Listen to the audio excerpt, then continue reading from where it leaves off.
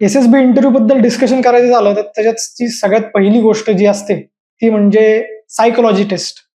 संस्कृतमध्ये सांगायचं झालं तर मनसा. तर या टेस्टमध्ये तुम्हाला काही परत सब टेस्ट सापडतील. त्याच्यातली सगळ्यात पहिली टेस्ट आहे इट इज अबाउट टॅट, ज्याला आपण थेमॅटिक अपरसेप्शन टेस्ट असं म्हणतो. याच्यामध्ये जे तुम्हाला पिक्चर समोर दाखवले जातील स्क्रीनवर, त्या पिक्चरवर म्हणजे 30 सेकंद ते पिक्चर बघून तुम्हाला पुढच्या 4 मिनिटात त्याच्यावर एक छान स्टोरी लिहायची. दुसरी टेस्ट जर डिस्कस करायची झाली तर दुसरी म्हणजे वॅट, वर्ड असोसिएशन टेस्ट. याच्यामध्ये तुम्हाला 15 सेकंदासाठी स्क्रीनवर एक वर्ड दाखवला जातो आणि त्या वर्डवर तुम्हाला त्याच्यावर वाक्य लिहायचं असतं. असे टोटल 60 वर्ड तुम्हाला दाखवले जातात. ती टेस्ट कंप्लीट झाली की लगेच पुढची टेस्ट असेल SRT, त्याला आपण सिच्युएशन रिॲक्शन टेस्ट असं म्हणतो. या टेस्टमध्ये तुम्हाला कंप्लीट 60 सिच्युएशन दिल्या असतात आणि पुढच्या अर्ध्या तासात तुम्हाला त्या सिच्युएशनवर तुमची काय रिॲक्शन असेल हे तुम्हाला लिहायचं असतं. आणि लास्ट टेस्ट आहे तुमची SDT, सेल्फ डिस्क्रिप्शन टेस्ट.